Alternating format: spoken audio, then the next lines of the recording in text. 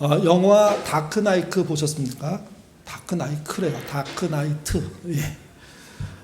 배트맨 시리즈 중에 아주 수작입니다. 영화로서 진짜 완성도가 대단히 높은.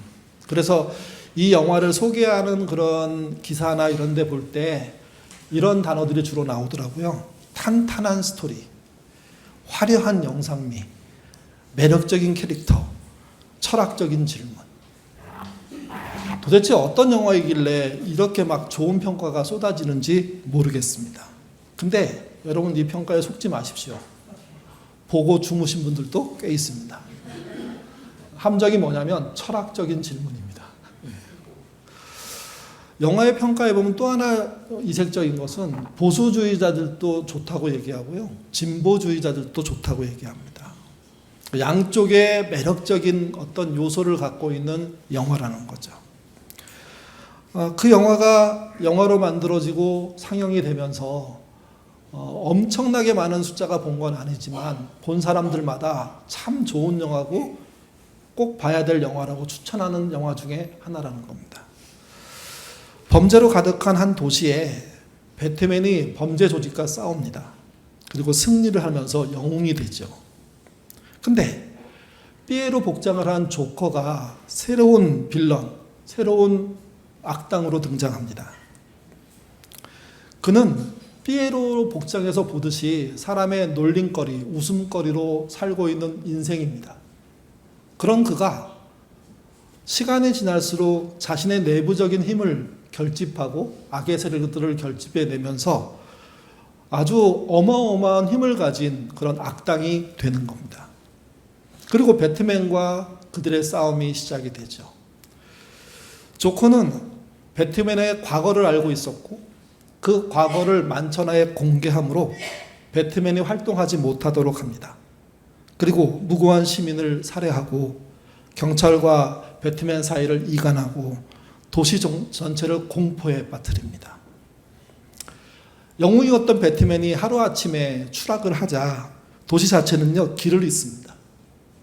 영웅에 의존한 사회가 항상 영웅의 실패, 실존을 통해서 혼란에 빠지는 것과 똑같은 일이 그곳에서 벌어지는 겁니다. 영웅이 흔들리고 있는 그 시점, 악당의 괴수격인 조커는 고담에 있는 시민들에게 질문 하나를 던집니다. 강유에 두 배가 있습니다. 한 배에는요 선량한 시민들이 타고 있고 또 다른 배에는 범죄자들이 타고 있습니다. 그리고 그 배에는 엄청난 양의 화약이 장전되어 있습니다. 양쪽 배에는 기폭 장치가 있습니다. 폭탄을 터뜨리는 장치죠. 근데 이 장치는 자기 것을 터뜨리는 게 아니라 상대방 것을 터뜨리는 겁니다. 조커는 이렇게 말합니다. 상대방의 배를 먼저 폭파하면 살려주겠다. 하지만 둘 다 버튼을 누르지 않고 자정을 넘기면 두 배 다 모두 폭파한다. 살기 위해서는 먼저 기폭장치를 눌러서 상대방을 제거해야 된다는 문제입니다. 당연히 살고자 원하는 자들이 있었겠죠. 이 두 배의 운명은 어떻게 됐을까요? 조커의 예상대로 흘러가지 않습니다. 기폭장치 하나는 창밖에 그 강으로 버려지고요. 또 다른 하나는 원래 있던 상자 안으로 들어갑니다. 양쪽의 배에 타고 있는 사람들이 상대방을 죽이고 살아남겠다고 생각하지 않은 겁니다. 오히려 둘 다 죽더라도 함께 죽는 길을 선택하는 게 훨씬 의미 있다 하는 판단을 하는 겁니다. 물론 이게 영화이기 때문에 영화적인 효과에 의해서 드러나는 이야기이기 때문에 현실성이 떨어질 수는 있습니다. 근데 이 영화가 말해주는 것은 무엇이냐면 영웅 한 사람으로 세상이 구원되는 게 아니라는 겁니다. 인간 영웅은 한계가 있고 영웅의 약점이 드러나면 결국 영웅은 악당이 되는 그런 악순환에 빠질 수밖에 없으니 그 도시에 살고 있는 시민들은 스스로 깨어 있어야 되고 스스로 자립해야 된다는 거죠. 한 영웅에 의존하지 않는 존재로. 시민이 자기 이득에 매몰되면 상대방을 죽입니다. 깨어있지 못하면 상대방을 매장하기 위한 대안들을 찾습니다. 다크나이크는 그런 대안이 아닌 함께 망하더라도 함께 길을 가겠다는 태도로 이 이야기 전체를 전개하는 겁니다.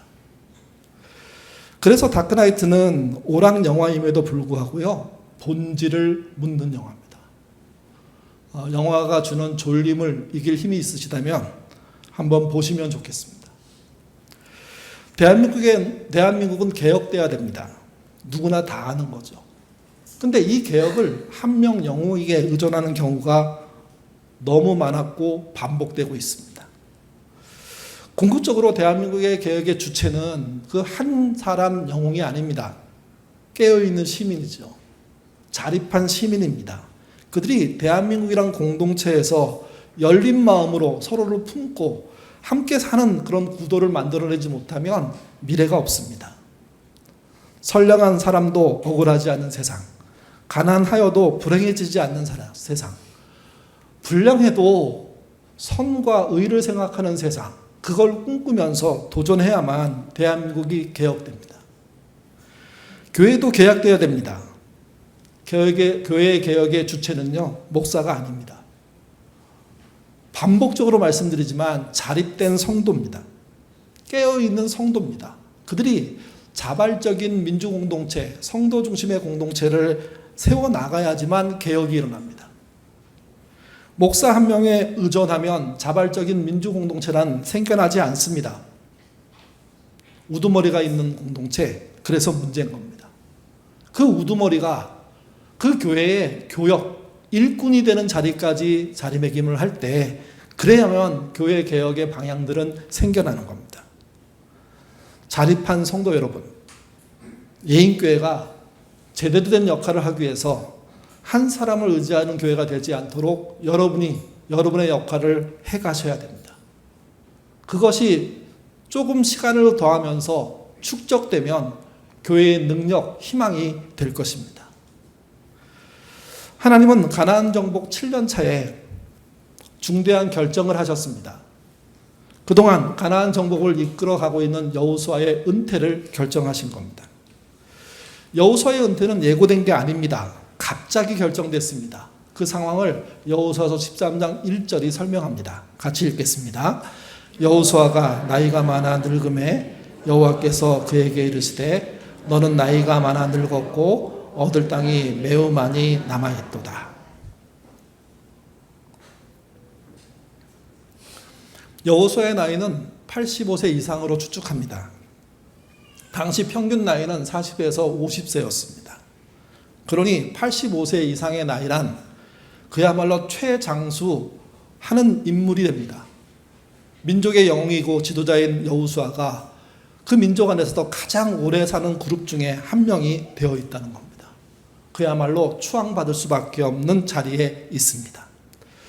근데 하나님은 그 추앙받는 인물을 하루아침에 임무를 중단시키고 사역을 변경하십니다. 은퇴를 선언하신 겁니다. 그리고 마지막을 준비하게 하십니다.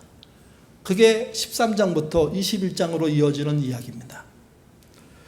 특이한 것은 여호수아가 권력을 내려놓을 때 그러면 다음 권력, 지도자가 필요하잖아요. 그런 얘기가 없습니다. 1인 집권 체제에서 갑자기 12지파 분권 체제라는 아주 그 당시에는 있을 수도 없는, 지금도 보기 힘든 그런 체제로의 전환을 하나님이 먼저 선언하십니다. 앞으로 이스라엘은 한 명의 지도자에 의해서 움직이는 게 아니라 12지파의 분권, 그들의 네트워크에 의해서 움직이게 하나님이 이끄시겠다는 겁니다. 당시 주변의 모든 나라들은 왕정이었습니다. 1인 독재죠. 그 1인 독재에 대한 하나님의 뜻은 저건 대안도 아니고 문제라고 생각하신 겁니다.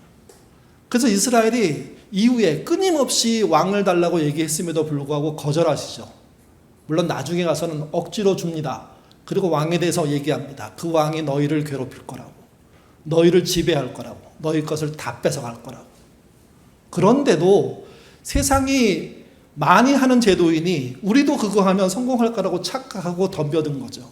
근데 그것을 하기 전에 하나님은 12지파의 분권을 말씀하셨고, 그 분권을 통해서 일이 전개되는 시작을 오늘 본문에서 하시는 겁니다. 그 시작의 내용이 뭐냐? 12지파에게 가나안 땅을 분배하는 겁니다. 또 분배하면서 지금까지는 여호수아의 지도력으로 한꺼번에 하나하나 점령해 나갔는데 이제는 점령되지 않은 많은 땅을 분배받은 지파가 직접 점령하는 방식으로 진행하시겠다는 거죠. 땅을 확장하는데 책임감을 가지라고 말씀하시는 겁니다. 같이 보겠습니다. 14장 2절부터 5절의 말씀입니다. 읽겠습니다. 여호와께서 모세에게 명령하신 대로 그의 기업은 제비를 뽑아 9지파와 반지파에게 주었으니 이는 2지파와 반지파의 기업은 모세가 요단 저쪽에서 주었으며 레위 자손에게는 그들 가운데에서 기업을 주지 아니하였으니 이는 요셉의 자녀 므낫세와 에브라임의 2지파가 되었습니다. 이 땅에서 레위 사람에게 아무 분깃도 주지 아니하고 다만 거주할 성읍과 가축과 재산을 위한 목초지를 주었으니 이스라엘 자손이 여호와께서 모세에게 명령하신 것과 같이 행하여 그 땅을 나누었더라. 이 내용과 플러스에서 민수기의 이야기 또 여호수아 뒤의 이야기를 연결해 보면 가나안의 땅 분배의 원칙은 4가지 정도로 축소할 수 있습니다. 첫 번째는 하나님이 모세에게 명령한 그대로 분배합니다. 이 말은 이런 말입니다. 지금 민족의 영웅이고 지도자인 여호수아는 개입할 수가 없습니다. 이미 결정은 나 있고 구도는 잡혀 있습니다. 여호수아는 그걸 수용해야 하는 겁니다. 현역에 있는 지도자에게 능력을 발휘하지 못하도록 하나님이 막으시면서 이미 모세에게 주었던 권력 구상을 실현하라고 얘기하시는 거죠. 그게 여호수아가 은퇴를 향해서 마지막에 해야 될 일들입니다. 구도를 조작할 수 없습니다. 모두 알고 있기 때문입니다. 그 구도에 대한 충성이 여호수아에게 남은 겁니다. 두 번째는 인구수에 비례해서 분배한다. 민수기 33장 5절의 말씀을 기반으로 하는 건데요. 하나님이 땅을 주실 때 힘센 자에게 많은 땅을 주시지 않으신다는 겁니다. 그 지파의 숫자, 인구수에 따라서 넓은 땅, 작은 땅이 구별된다는 이야기죠. 그런 흐름으로 주님이 결정하시겠다는 겁니다. 결정해 놓은 것이고 그렇게 진행되는 겁니다. 또 하나는 거기다 하나 더 추가해서 제비 뽑기로 결정이 됩니다. 그러니까 구두로 지도자의 말을 통해서 너는 여기 너는 여기가 아니라 대제사장이 에봇을 입고 겉옷 하나를 더 입는데 그 겉옷 앞에 흉패가 붙습니다. 그 흉패는 12개의 보석으로 되어 있습니다. 그리고 에봇과 그 흉패 사이 공간이 떨어져 있습니다. 거기에 동물뼈로 만들어진 이게 주사인지 아니면 구슬인지 정확하지 않은데 그런 게 2개가 들어갑니다. 그 2개의 이름이 울림과 두밈입니다. 12지파를 다 불러놓고 세워놓고 모든 이스라엘을 보는 앞에서 한 지파 한 지파의 땅들을 결정해 나가는 겁니다. 총 9개 반지파의 결정을 진행하는데 그 일이 동시에 모두가 보는 앞에서 진행되는 방식으로 결정하는 거죠.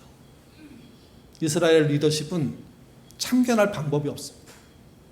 마지막으로 4번째는요. 레위 지파 땅을 레위 지파는 땅 분배에서 빠집니다. 열외됩니다. 그리고 요셉의 아들 2를 원래 요셉 지파만 줘야 되는데 2 아들로 확장해서 한 지파씩 쳐서 줍니다. 그리고 레위 지파는 분배가 끝나고 난 다음에 한 곳에 모여 살지 않고요. 12지파가 흩어져 사는 곳곳에 48개의 성으로 흩어져서 삽니다. 그래서 그들이 12지파의 네트워크를 혈관처럼 흐르는 역할을 하는 그런 민족 지파로서 자리매김을 하는 거죠. 중앙에는 성막이 있습니다. 그리고 그 성막을 연결하는 레위인이 있습니다. 레위인을 토대로 12지파가 연결되는 구도를 하나님이 말씀하시는 겁니다. 이 새로운 체제는 지금도 없지만 과거에는 더욱 없었을 수밖에 없는 체제입니다. 놀라운 구상과 새로운 세계에 대한 하나님의 식견을 보여주는 것이고 이스라엘은 거기에 아멘으로 따라가야 하는 겁니다. 그런데 오늘 본문은 이런 사건이 진행될 때 이색적인 장면의 일이 시작됩니다. 그것은 여호수아와 함께 정탐을 했던 갈렙을 통해서 일어나죠. 성경은 갈렙의 나이가 85세라고 말합니다.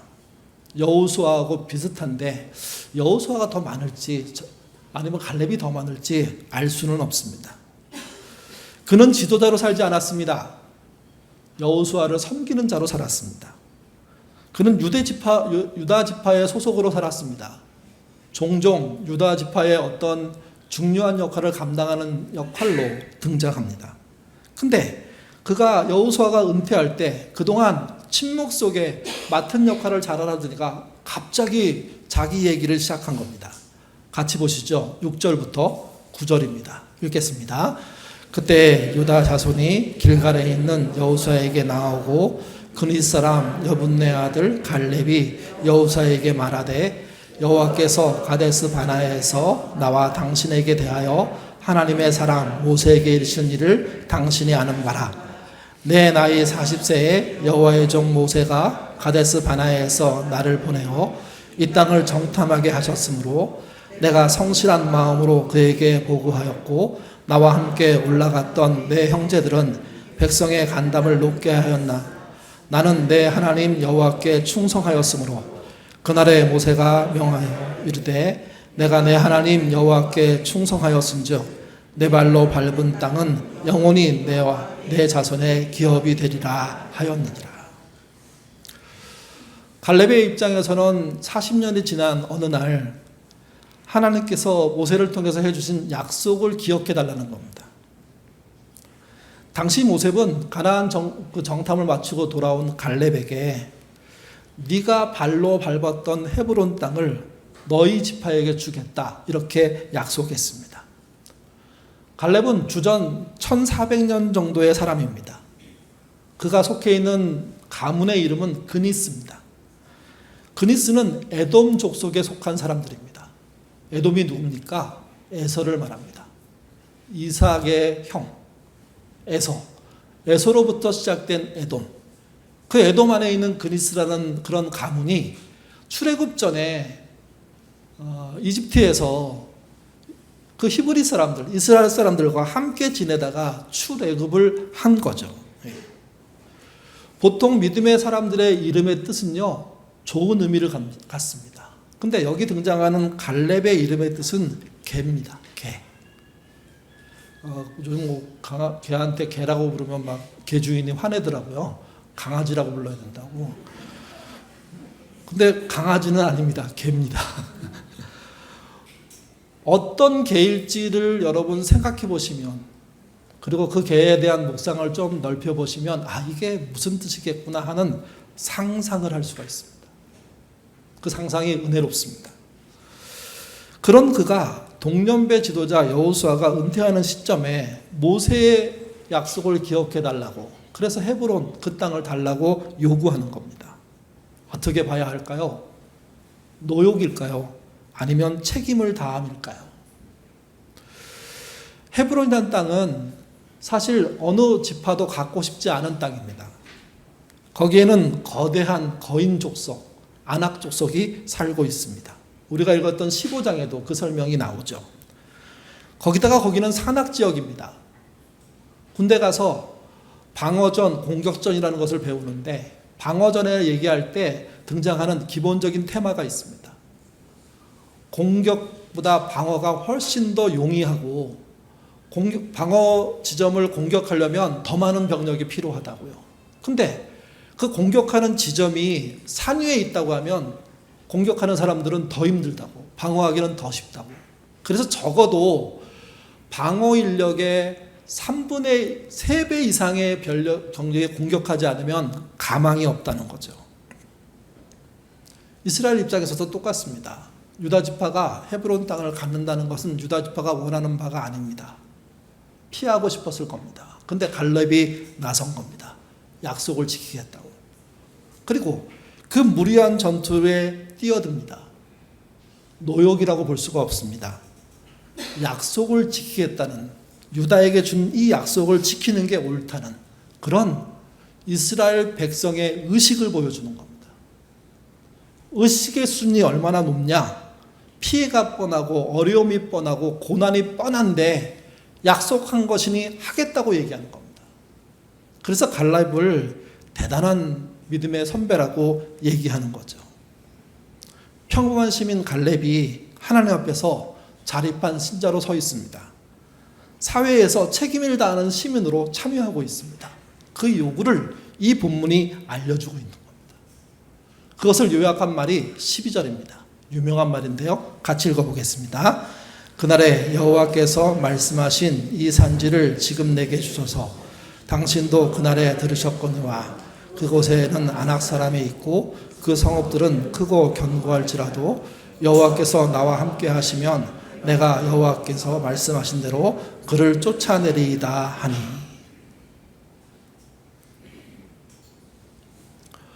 이 본문이 중요하고 특별히 이 산지를 내게 주소서라는 이 말이 놀라운 말이기 때문에 이 본문을 설교할 때는 이 얘기를 하지 않고는 설명할 방법이 없습니다. 근데 여러분, 이 이야기는 수없이 듣지 않았습니까? 오늘 제가 말씀드리고 싶은 건 이 이야기의 배경인 겁니다. 어떤 삶의 소양을 갖고 있는 사람이기에 그 산을 다시 달라고 하는 이야기를 서슴지 않고 꺼냈는지, 그것도 자기 인생 말년에.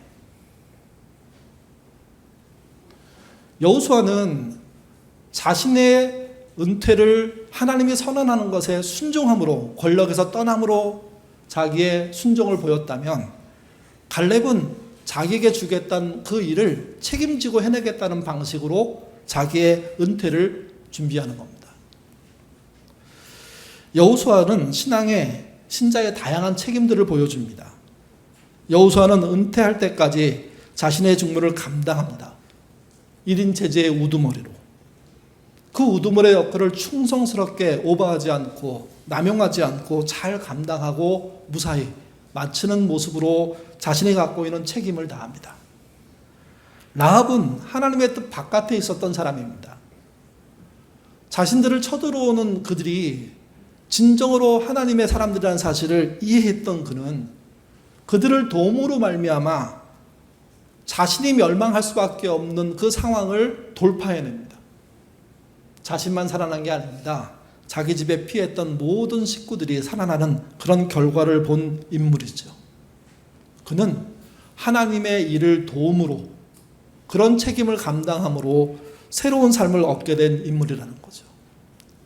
기본 민족 주민은 가족과 이웃이 살 길이 무엇인지 진지하게 생각하는 장로들에 의해서 길을 찾았습니다.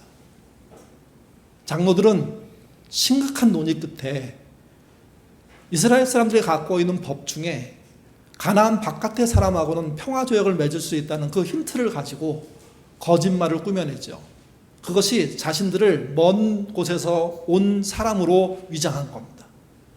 그리고 찾아가 종일이도 좋으니 우리와 평화조약을 맺읍시다 하는 이야기를 할 수 있는 사절단을 보내죠. 그 사절단은 치밀하게 준비했고 여호수아를 설득해냈고 평화조약을 만들어냅니다. 여호수아는 실수합니다. 하나님께 묻지 않아서. 근데 놀라운 건 이 평화조약을 하나님이 깨트리지 않으십니다.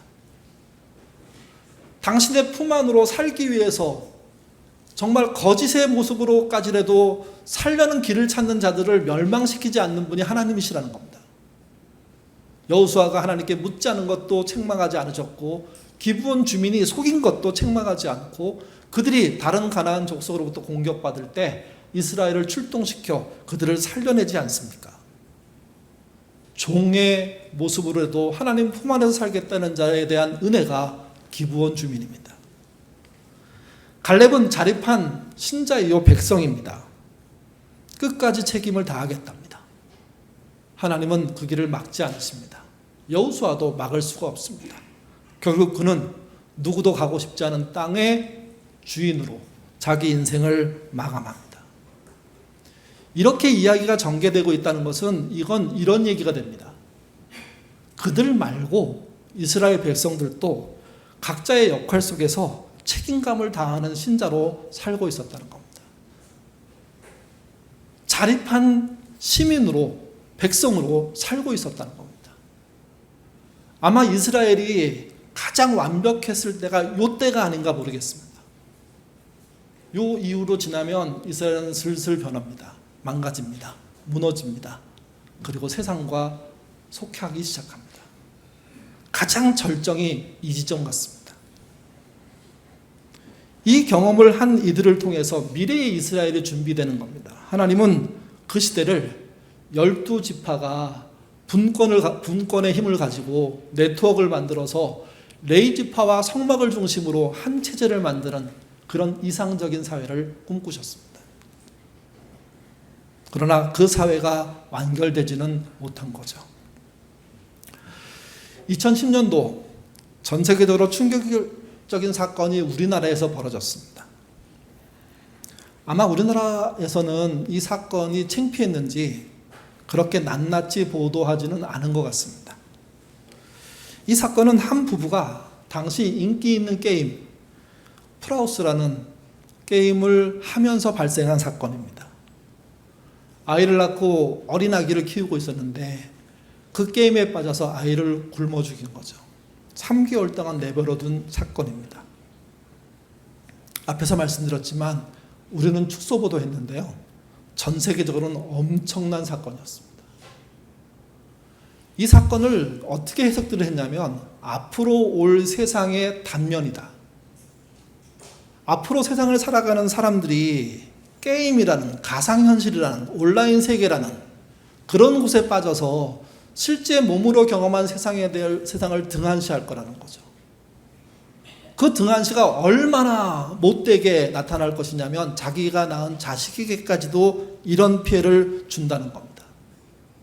더 황당한 건 이 게임 프리우스는요, 가상의 세계에서 아이를 키우는 게임입니다. 가상의 세계에서 아이를 키우느냐, 자기가 낳은 아이를 방치하는 일이 벌어진 거죠. 저는 우리 사회가 이 문제를 가볍게 보면 안 된다고 생각합니다. 새 모녀가 어려움 당하고 그 사건도 눈여겨봐야 되고, 지하실에서 물이 범람해서 죽은 가족들에 대한 이야기도 잊지 않아야 되고, 빛에 쪼들려갖고 내몰린 사람들의 마지막을 절대로 잊어서는 안 되지만, 가상세계에 빠져서 살고 결국 자식을 소홀히 하게 되는 이 얘기도 잊지 않아야 되는 겁니다.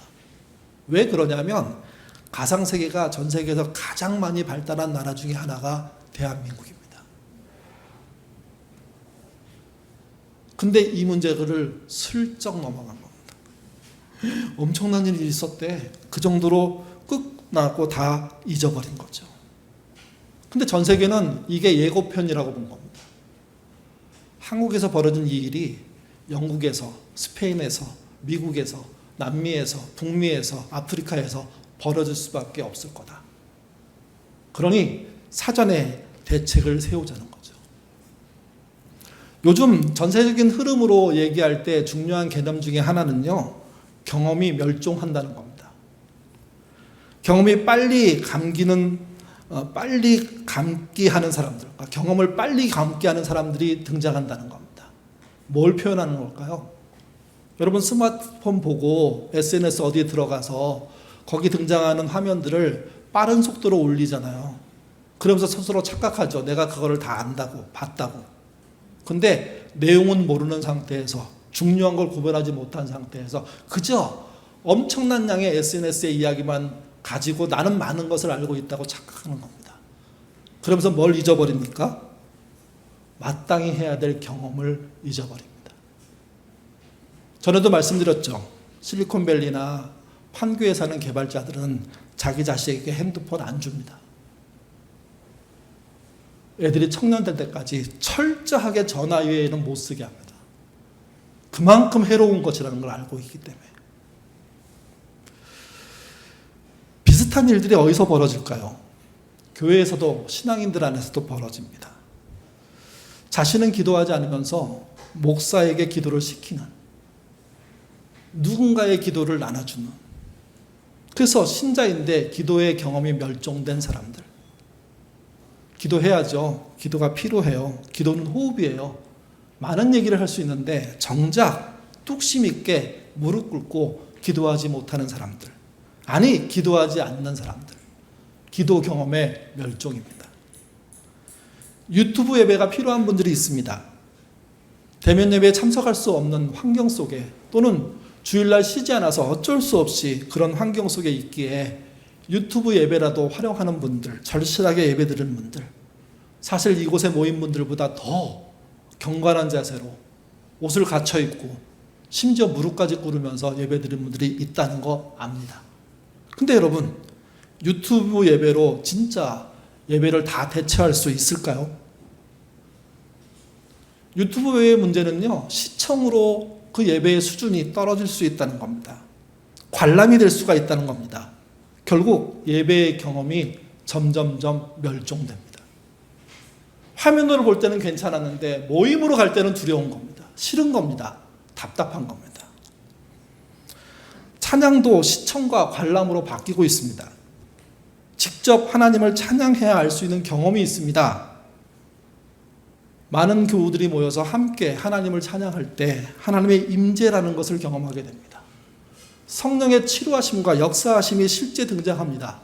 벅찬 가슴, 애통하는 마음, 이어지는 기도, 그걸 통해서 혼자는 도저히 표현할 수 없는 놀라운 능력이 일어납니다.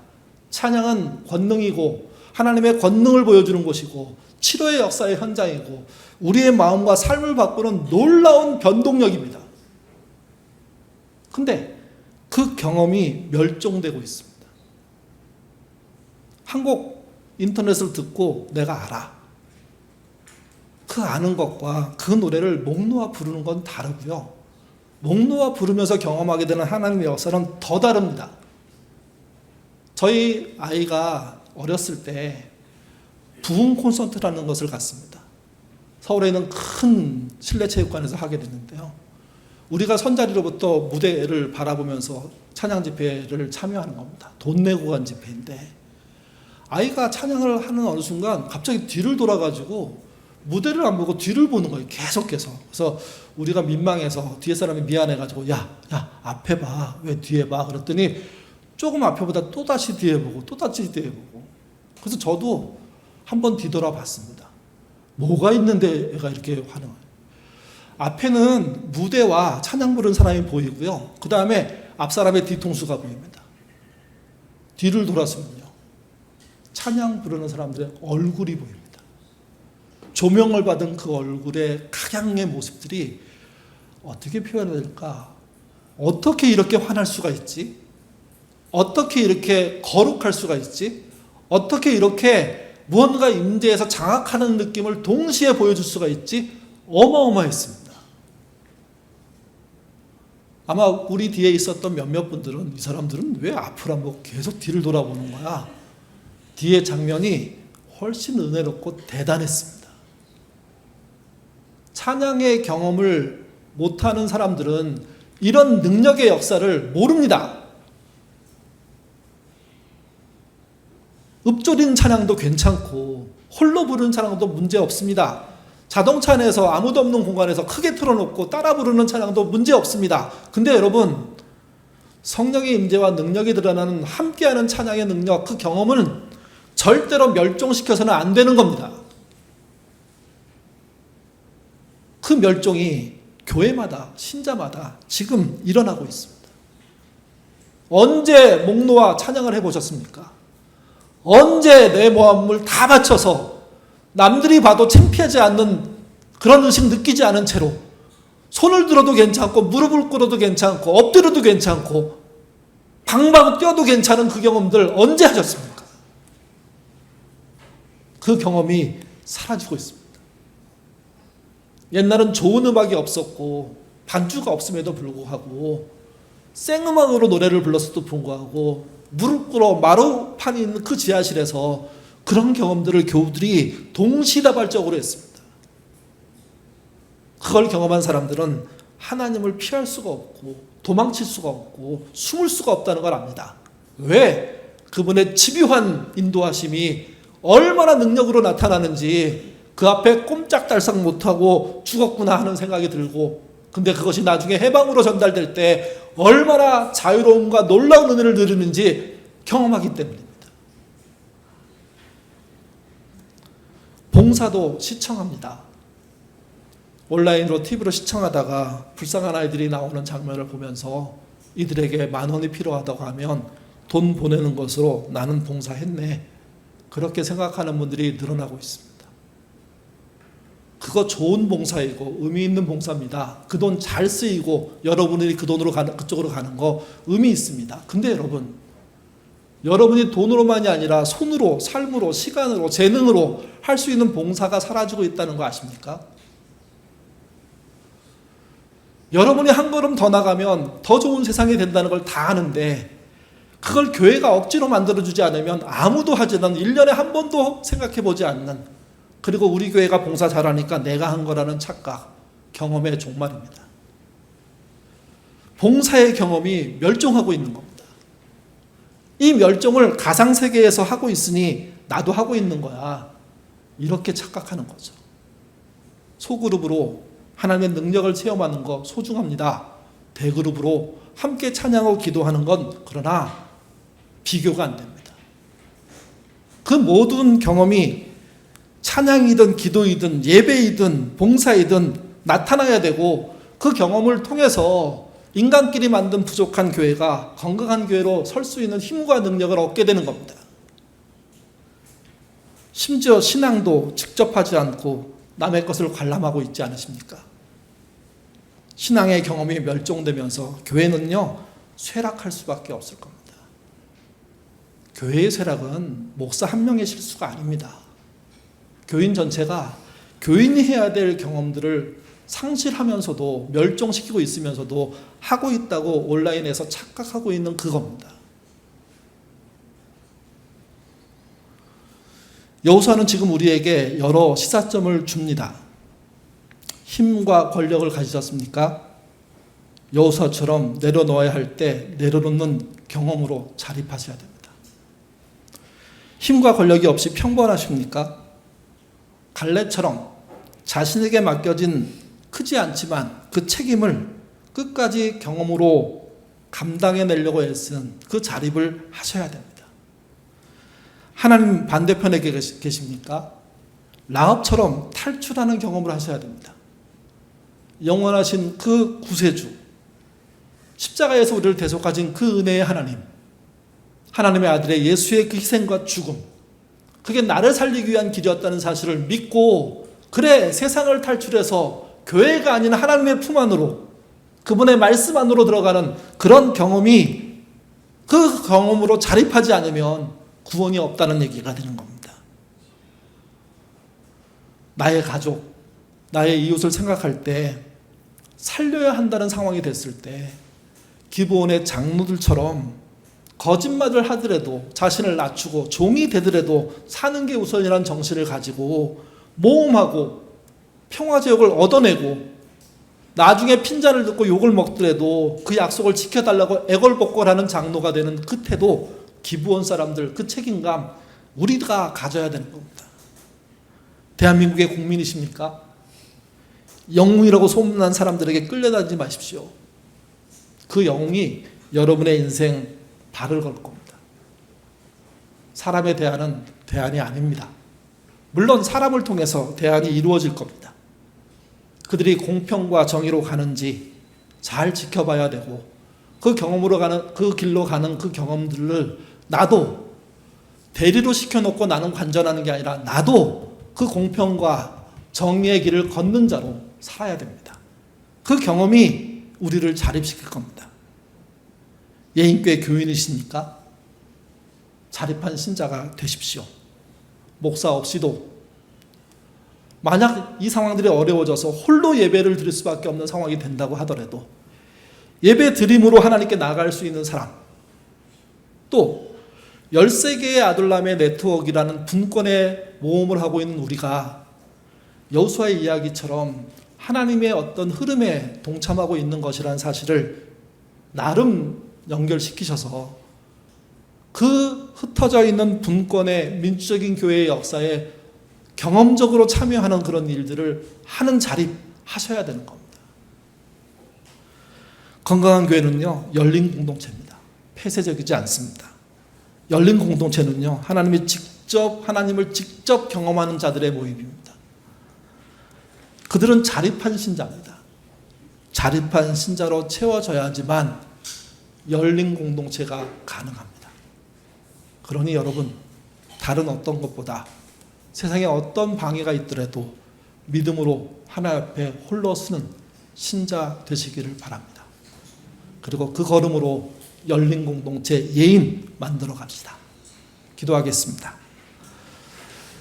자비로우신 아버지 하나님, 1400년 전의 사건을 저희가 살펴보고 있습니다. 지금까지도 없는 정말 의미 있는 제도에 대한 설명이 이 본문에 있습니다. 우리는 이런 본문이 하나님 말씀 속에 있다는 것 자체를 찾아내지 못합니다. 우리 눈앞에 들어온 이 해설들을 다시 한번 기억하게 하시고, 하나님이 인도하셨던 이스라엘의 12지파 분권체제라는 이 새로운 형태의 정치적인 제도이면서 신앙의 삶들을 눈여겨볼 수 있도록 주님 인도하여 주옵소서. 예인도 아둘람의 네트워크가 되기를 원합니다. 한 사람 목사나 장로 몇 명에 의해서 움직이는 교회가 아니라, 운영위원회 권력으로 움직이는 교회가 아니라, 정말 하나님의 능력을 쫓아가고 함께하는 들이 분권되어 있지만 서로의 욕심 부리지 않고 연합하려고 하는 애씀으로 하나 되는 그런 교회 만들어갈 수 있도록 인도하여 주옵소서. 대한민국 사회는 분권을 인정하지 못하는 사회라고 하지만 교회만은 그렇게 되지 않기를 바랍니다. 교회의 분권의 노력과 수고들이 한국 사회에 퍼질 수 있도록 도와주시고, 한국 교회가 먼저 한 일이 한국 사회에 영향을 주어서 다시 교회의 권위와 위치를 찾는 은혜 있도록 인도하여 주옵소서. 마지막으로 기도합니다. 예인교회도 다 깨닫고 이런 일을 하는 건 아니지만 민주적인 공동체를 하겠다는 이야기를 23년에 함으로 말미암아 여기까지 오게 됐습니다. 아둘람 13개의 분권을 인정하고 그들의 연합을 꿈꾸는 교회로 가고 싶습니다. 이 걸음에 우리가 책임을 다해서 참여하는 신자 되게 도와주시고, 작지만 권한이 있는 자들은 그 권한을 부리는 것이 아니라 내려놓음으로 순종하는 그런 공동체 되도록 도와주시옵소서. 감사하며 예수님 이름으로 기도드립니다. 아멘.